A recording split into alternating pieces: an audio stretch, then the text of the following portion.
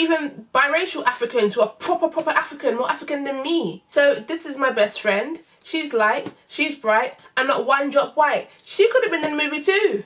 She could have been in Wakanda. Why is it now that you recognise that you're biracial, but when you were clapping back at Kylie Jenner, you were black? I'm a dark-skinned woman. I've experienced colorism. Let me have my talk. And she seems to be a very smart, young lady, but even smart people make mistakes. I think her message was, I would rather see my dark-skinned sister get this role than me or than another like biracial light-skinned woman, so I'm gonna bow out. But it came across as, I'm chucking you a bone, here you can have this because you need it more than me. Hi guys, welcome back to my channel. I am the lovely London girl, and in today's video I am going to be talking about or making a comment on Amandla Stenberg's interview that she did with Complex. Now, I think for those who might be listening to me who are driving or who are at work, I will read out the article for you, and I'll try and do that as succinctly and as intelligently as possible. So I'm just going to quickly read the article and then I'll give you my thoughts quickly just on the whole thing. And there are some good things, there are some bad things. Of course, everyone's not going to agree on one thing, so there are some very interesting comments underneath like Instagram posts and the actual article itself, so I'll be talking about those as well, and then also my own thoughts about the situation. So the title of the interview is Amandla Stenberg bowed out of Black Panther auditions to give a darker skinned woman the role. Let's just start. Amandla Stenberg, 19, known for her roles as Rue in The Hunger Games and Maddie in Everything Everything, is also exceptionally thoughtful about her role as a biracial young entertainer. During an interview at the TIFF New Wave Festival in Toronto, Stenberg proved just how committed she is to being a positive cog in the country's complex racial dynamics by revealing that she turned down a role in Black Panther because she is biracial and light-skinned. One of the most challenging things for me to do was to walk away from Black Panther, Stenberg said. I got really close and they were like, do you want to continue fighting for this? And I was like, this isn't right. These are all dark-skinned actors playing Africans, and I feel like it would have just been off to see me as a biracial American with a Nigerian accent just pretending that I'm the same colour as everybody else in the movie, she continued. That was really challenging to make the decision, but I have no regrets, the actress said. I recognise 100% that there are spaces that I should not take up, and when I do take up a space, it's because I've thought really critically about it, and I've consulted people I really trust, and it feels right. Stenberg's decision to not participate in one of the year's biggest and most profitable movies, as well as an important cultural moment for African Americans, might seem strange to some, but it demonstrates her commitment to understanding the space she inhabits in America as a biracial woman and actress. Colorism is often invoked when critics look at the roles black women are given in Hollywood, and notice that usually lighter skinned actresses are given more opportunities simply because of the colour of their skin. Okay, so that's the article in a nutshell. Sorry if I like spoke really fast. I have a tendency to do that, and I'm trying to like speak a little slower, but that's the article. Now, generally speaking, I have some points to make, and I just want to put this disclaimer out there that don't see this as me attacking her or me hating her or me throwing shade her way. It's just me responding to the article and giving my take as a dark-skinned person of the article. Seeing as she's talking about something that affects me, she's talking about colorism. Am I not dark-skinned? Let me talk. And the reason why I say that is because I made a comment underneath a post about this on Instagram, and there was this lady who wasn't dark-skinned. She says she's dark-skinned because she said we. As in she gave up the role to help us, that's what she said. And I looked at her pictures and the woman's not, she's like maybe medium to light, she's not dark skinned. And so I wasn't surprised when she commented under my comment saying that I'm being negative.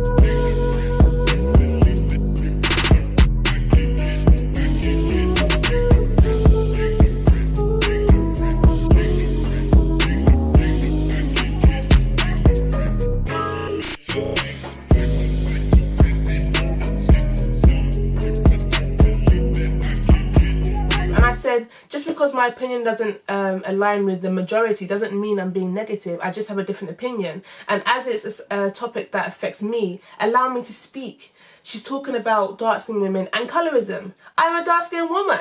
I've experienced colorism. Let me have my talk. Do you know what I mean? And it's not that I'm being negative or miserable, because there were lots of shaming tactics underneath that post as well. People saying only miserable people are going to see a problem with this, only sad people are going to see a problem with this. And to be honest, if I have an opinion that's converse to the majority, let me speak, especially if I'm not being disrespectful or rude.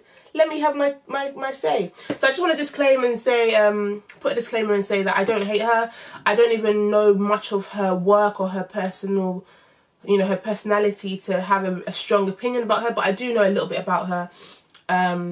And I think she's a great girl. I love her song, that song where she's dancing in like the party and it's all colourful. I love that song. I like her kind of style and, you know, her fashion sense. I like all of that. And she seems to be a very smart young lady. But even smart people make mistakes. I think her message was, I would rather see my dark-skinned sister get this role than me or than another like biracial light-skinned woman, so I'm gonna bow out. But it came across as, I'm chucking you a bone, here you can have this because you need it more than me. Like, I could get this role, but I'm not going to, because I'm gonna chuck you a bone because you need it, because like colorism and all that. For me personally, I feel like she had good intentions with the article or the interview, sorry, but it was a little bit tone deaf, or at least it could translate as tone deaf to a lot of people. It just wasn't in a way where it was like, oh, actually, I clap my hands. There were a lot of light-skinned people who were saying well done, but because they're not at the receiving end of colorism the way that we are, that dark-skinned people are, I guess maybe they wouldn't have seen it or read it in the same way that we would have. And that's why there's always different dynamics and how things affect different people. Yeah, so my first point is that it is tone deaf, and it insinuates that, although I'm sure this wasn't her intention, it makes it seem as though dark-skinned actresses in that movie, let's just say, only got there because potentially there was a lighter-skinned woman who went up for the same role,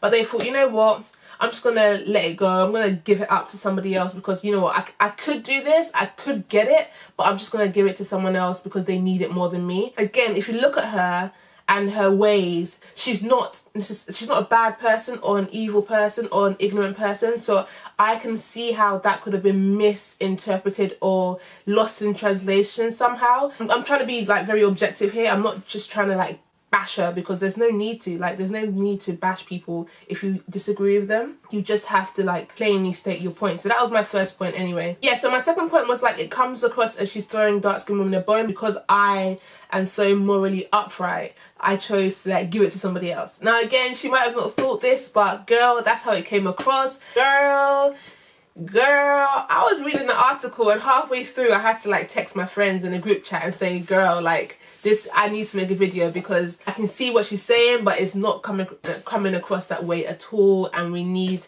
to talk. Another thing is that she just spoke about walking away from the opportunity to be a part of the movie. It's not like she actually got given the role, like, here, sign a contract, you will be this character, and then she thought, you know what, I've gotten this far to where I've actually secured the role, but I'm gonna give up that role, that guaranteed role, for somebody else. She was just giving up the opportunity to be considered, and so she's making it seem like, okay, she got the role and then she like chucked it off to someone else because, you know, she's light-skinned and biracial and she wouldn't fit. Yeah, she's just talking about she gave up an opportunity, and people are a bit shady, and they're saying that maybe she didn't feel like she was up to the part, maybe she didn't feel like she was good enough, maybe she didn't make it, and that's why, because she wasn't in it, she's trying to make a point that she just gave it up, whereas perhaps she couldn't even like stand up to the quality of other actors who were auditioning for the same role. That's neither here or there, and I'm not going to speculate on that. I think that's a bit shady, because she is a good actor from what I've seen and / heard about her. So, and like, for me personally, like, okay, you walked away from an audition. Why do we need to know? Like, why did we need to know this, sis? Like, I understand, but I also don't understand at the same time. Like, why did we need to know all of this, sis? Like, what was the intention? Always look at the intentions of the person, because sometimes, again, they could have good intentions but it came across wrong, and so I'll be more forgiving to somebody, or I wouldn't even care. I need to ask you, Amanda, what was the point, sis? What was the point? And I'm gonna show you a picture of my best friend. So this is my best friend. She's light, she's bright, and not one drop white. She could have been in the movie too. She could have been in Wakanda. You know what I mean? Like, being African and being light-skinned, they're not like exclusive of each other. they can happen at the same time. There are very African, light-skinned people living in Africa who are fully black. It's just like that whole thing about what African looks like and who Africans are and what African culture is, and that's all kind of mixed up, because you can be light-skinned and African. It doesn't invalidate your Africanness if you're lighter skinned. There are even biracial Africans who are proper African, more African than me. Do you know what I mean? So it's not necessarily about your genetic makeup or your racial makeup or anything like, or your skin colour. It's more so about your identity and the culture you've grown up in and the roots that have been instilled in you. And I'm just going to read again what she said in the article, and I quote, "These are all dark-skinned actors playing Africans, and I feel like it would have just been off to see me as a biracial American with a Nigerian accent just pretending that I am the same colour as everybody else in the movie." So I've got 2 points. Why is it now that you recognise that you're biracial, but when you were clapping back at Kylie Jenner, you were black? Do you know what I mean? So why are you now picking and choosing when to differentiate yourself from black culture and when to kind of include yourself in black culture? Yeah, I know that a lot of people regard biracial people, half black, half white, as black. That is your own prerogative. I don't have anything against that, but I do want to say that there becomes an issue when you do that, because when they start becoming the face of blackness, there's an issue. Not because they're light skinned, not because I hate them, not because anything. It's just because they are not the quintessential image of black. So when they now become the full face of black, there's an issue. Culturally, they could be black, but biologically they're biracial, and so whether they want to see themselves as black or not, that's another story. But it's interesting because when it benefits them, and I'm speaking generally now, not all of them of course, when it benefits some of them, they then tend to differentiate when they're biracial or when they're black. Why were you not biracial when you were clapping back at Kylie Jenner? You were there doing the black culture thing and saying how she's culturally appropriating black culture. I understand she might see herself as black culturally, but biologically and factually she is biracial, and I just think it's interesting that she made the distinction now to say that it would have just been weird for me to be on set with all these darker skinned people pretending to be African with a Nigerian accent. Number one, the accents in the movie were more than just Nigerian. There were Eastern African accents, so like Ugandan, Kenyan, South African accents were in there. Obviously the Nigerian accent was there as well, but it wasn't just a Nigerian accent. And the people in the movie, let's be honest, they were darker than her, but they're not that dark. Like, Michael B. Jordan isn't that dark. King T'Challa wasn't that dark. Forest Whitaker isn't that dark. Angela Bassett isn't that dark. Yes, Dana and Lupita are dark skinned. I can really see their skin tone really strongly being dark skinned, but a lot of their male counterparts, apart from maybe Mbaku, who was slightly dark, a lot of their male counterparts were quite brown skinned. You know, they weren't necessarily dark, so she could have blended right in. And there was a light skinned slash mixed race warrior with a bald head. And there were like light-skinned people in the movie. There were light-skinned kids in the movie, so it's not like there was no place for her, because again, Africa is filled with so many different colours and shades and shapes and features that you can't just put one image to Africa. And of course there's a majority I would say maybe look like me, I don't know, in terms of like phenotypes, like a broader nose, bigger lips, darker skin, I'm not too sure, but generally speaking, they won't be the kind of Somali look or the kind of Tanzanian look with the wavy hair and the straight hair and the thin noses, generally speaking. Despite that anyway, she will still have been able to fit in because they casted a diverse amount of people to reflect the true diversity in Africa. And so her not then making that distinction that, oh, I would have felt out of place being around darker skinned people with a Nigerian accent pretending to be the same colour as them. You're not pretending to be the same colour. Being African is not a colour. Being African is a culture. So you wouldn't have been pretending to be the same colour as them. You would have been acting as an African, pretending to be an African, just as they would have been pretending to be Africans. So I really, that whole point was lost on me. I just don't like, I see what she was coming from. I see where she was coming from overall, but that point in particular really stuck out to me.